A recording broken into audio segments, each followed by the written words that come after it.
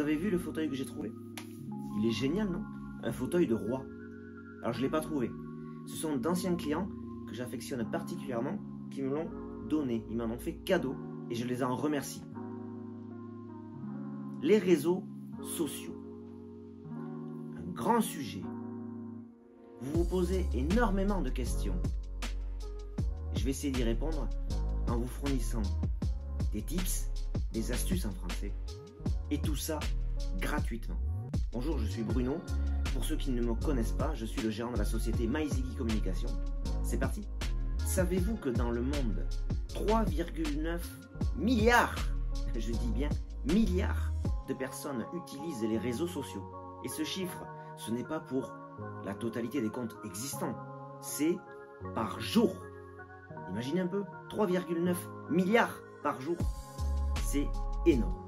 En 2016, l'attention, en tout cas, l'audience sur les réseaux sociaux a dépassé ceux de la télévision. C'est tout simplement hallucinant. Les réseaux sociaux aujourd'hui représentent un canal sur lequel vous devez être. Car si vous n'êtes pas visible, votre chiffre d'affaires en pâtira. Ces plateformes vous donnent donc l'accès à des millions d'utilisateurs dans le monde.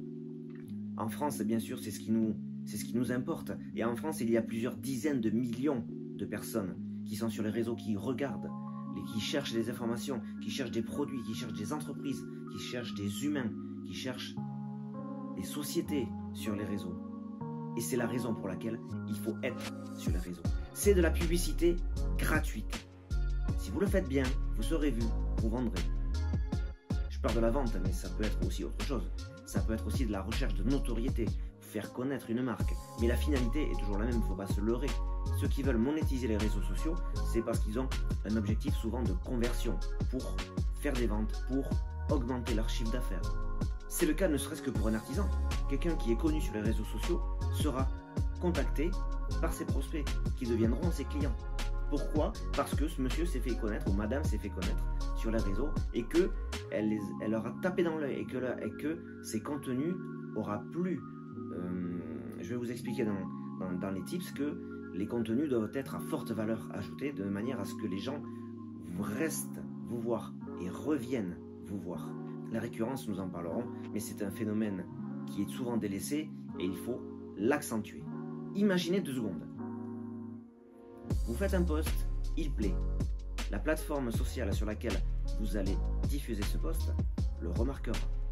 Si ce post est partagé, liké, disliké, ça peut arriver, commenté, alors l'algorithme propulsera devant les yeux de millions de personnes votre post, votre vidéo, votre reel, votre short, peu importe le format qui est disponible sur la plateforme.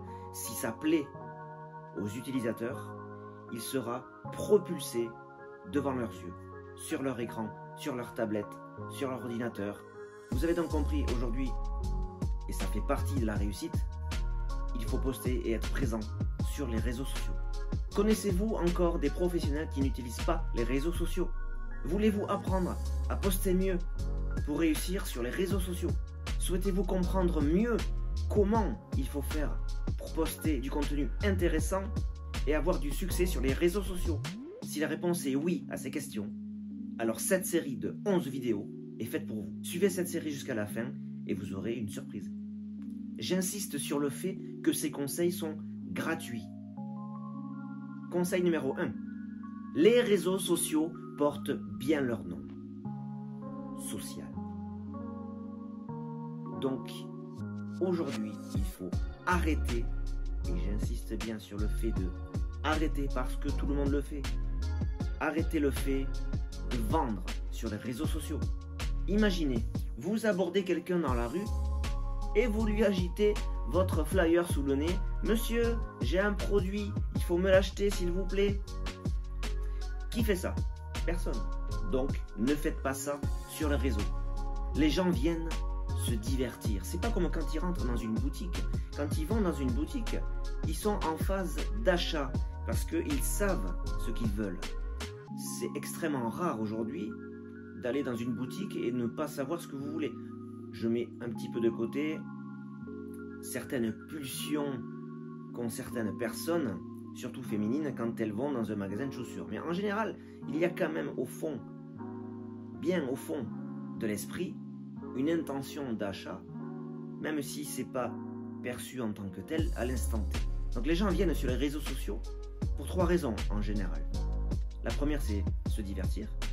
La deuxième, c'est passer un bon moment et chercher des personnes qui leur correspondent. Et la troisième, c'est apprendre quelque chose.